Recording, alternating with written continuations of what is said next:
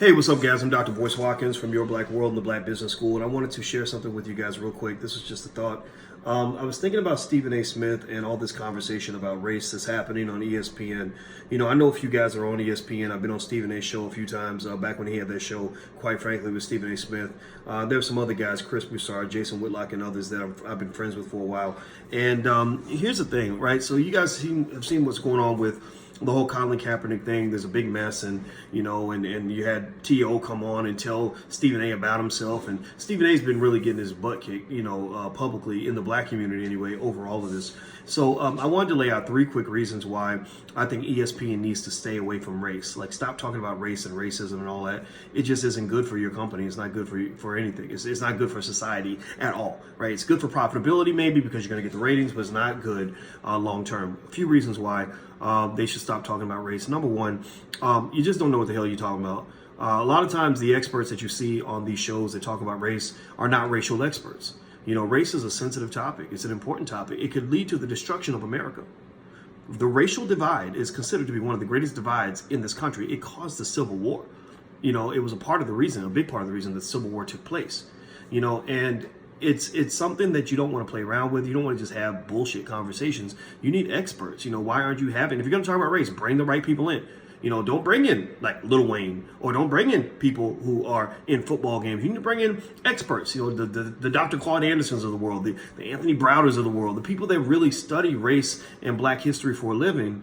You can't just bring on a rapper and talk to the rapper about race just because he's black, or talk to Stephen A. about race because Stephen A. happens to be the one black guy that you're deciding to elevate above all else. God bless Stephen A. for his contract, but Stephen A. is there to talk about sports. He ain't there to talk about racial issues, subtle, very important issues that have the ability and the capacity to ignite and inflame millions of people. People will get pissed. People are pissed at Stephen A. Number two, here's the second reason why the ESPN should stop talking about race.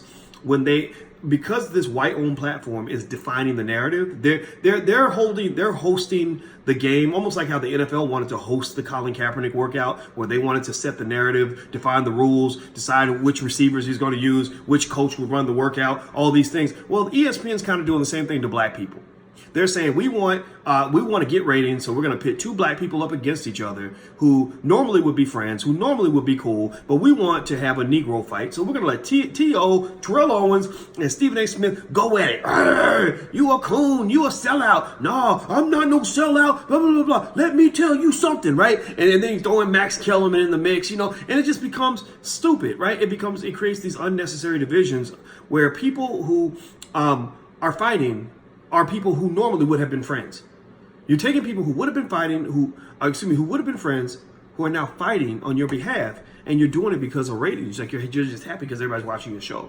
That's the second reason why I think that it's unethical for ESPN to continue to have these racial conversations. I don't like it. I don't like it. If you're not gonna do it right, don't do it. That's my point. I'm not saying you shouldn't do it. I'm saying if you're gonna do it, you got to do it right. It's like a husband talking to his wife about a marriage. Like, if he don't do it right, like if he's shooting his wife text messages and emojis and talking crazy to her, then people will say, no, that's not the right way to communicate with your spouse, or the right way to conduct a conversation. So there's an appropriate way to conduct a racial conversation. They are not doing it right. The third reason why it is not in ESPN's interest to have these racial conversations is completely selfish on their part. I mean, it's fine for you to want to make your money. It's fine for you to want to get your ratings. But let me tell you like this. You invested in Stephen A. as a brand. You are paying this man $8 million a year. Now, I'm a finance PhD, so I understand money. I understand business. I respect all of that. I'm a shareholder in Disney. So when they make money, I make money. I ain't got no problems with ESPN making their money. But here's the problem.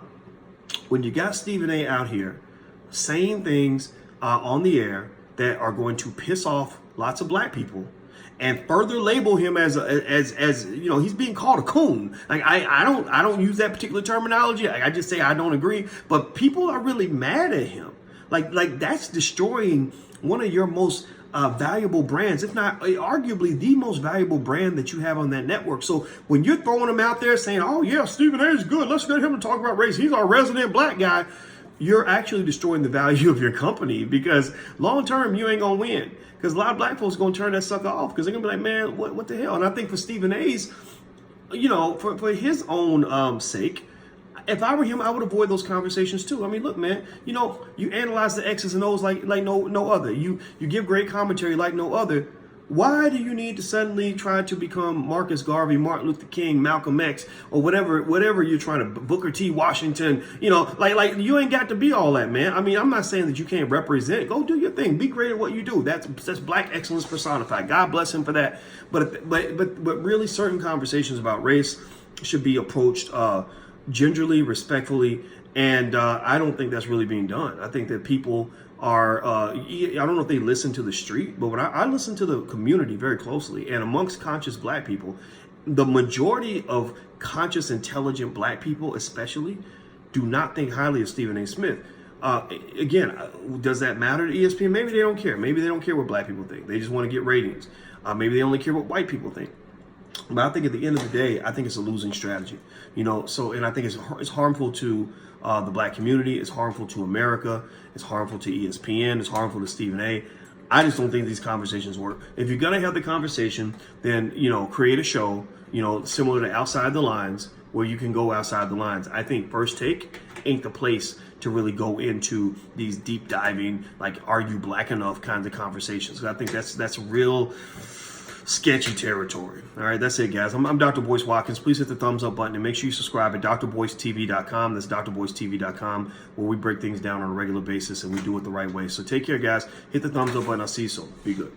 Peace.